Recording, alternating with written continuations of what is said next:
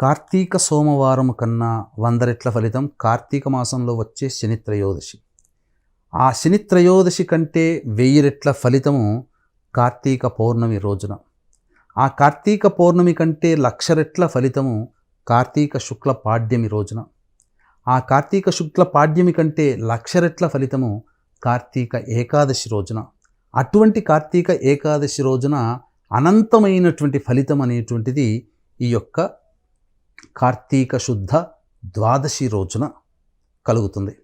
కాబట్టి వీక్షించేటువంటి ప్రేక్షకులు ఈ కార్తీక శుద్ధ ద్వాదశి రోజున కనీసము ఒక్క బ్రాహ్మణుడికైనా కానీ భోజనం పెట్టమని శాస్త్రం. అనంతమైనటువంటి పుణ్య ఫలితం కలుగుతుంది. వస్త్రదానము చేయాలి, అలాగే దూడతో కూడుకున్నటువంటి ఆవుని దానం చేయాలి.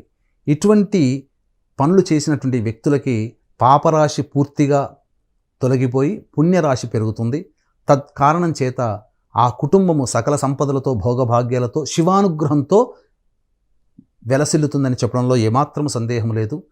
ఈ యొక్క కార్తీక పౌర్ణమి 5వ తారీఖు 6వ తారీఖు రోజున పద్మక యోగం ఉన్నటువంటి రోజున, ఈ రోజున మీ జాతకరీత్యా కలుగు విద్య, వివాహ, ఉద్యోగ, దాంపత్య, అనారోగ్య సమస్యల నివారణకి, శని ప్రభావం చేత ఇబ్బంది పడుతున్నటువంటి రాశుల వారికి అక్టోబర్, నవంబర్ నెలలో రవి, శుక్ర, బుధ మరియు గురుగ్రహాలు మారడం కారణం చేత 12 రాశుల వారికి సమస్యలు, ఇబ్బందులు తప్పవు. కాబట్టి 6వ తారీఖు మధ్యాహ్నం 3 గంటలకి సర్వదోష నివారణ పూజలు, హోమాలు జరిపించి శక్తిపాతము చేసినటువంటి కరుంగలి మాల ఇవ్వడం జరుగుతుంది. ఈ కార్యక్రమంలో 6వ తారీఖు మధ్యాహ్నం 2 గంటల లోపల స్క్రీన్పై కనిపిస్తున్నటువంటి నెంబర్లకి కాంటాక్ట్ చేసి మీ గోత్రనామాదులు నమోదు చేసుకోవచ్చు.